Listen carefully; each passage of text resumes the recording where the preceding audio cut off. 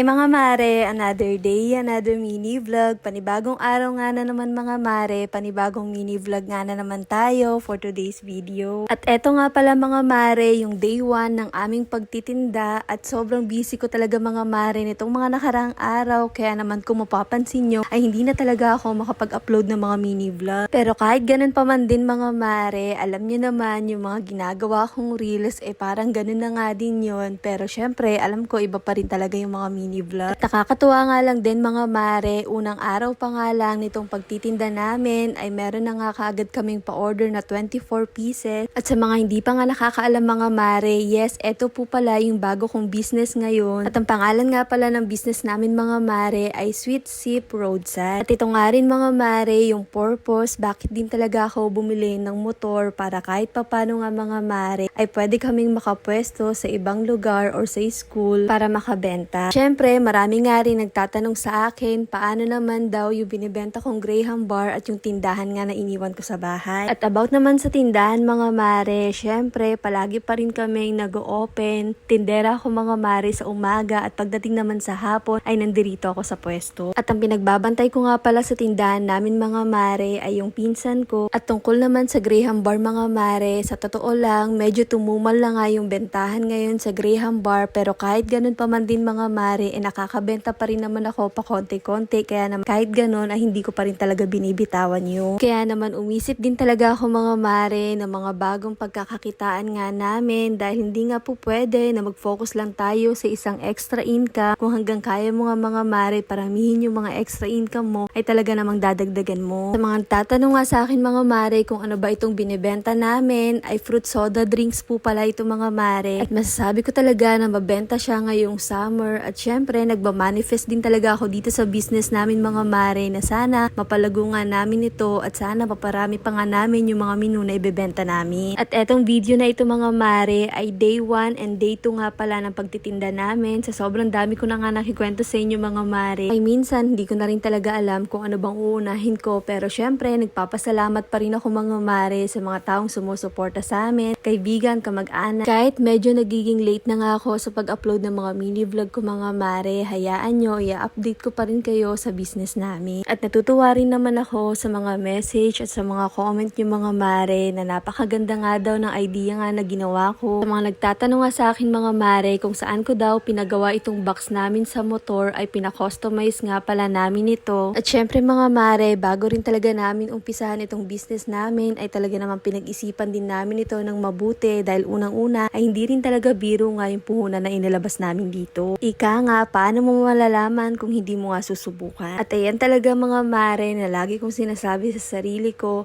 at never talaga akong nangihinayang sumugal pagdating nga sa negosyo. Darating at darating naman talaga tayo mga mare na kung minsan matatalo tayo, pero ang mahalaga ay sinubukan natin.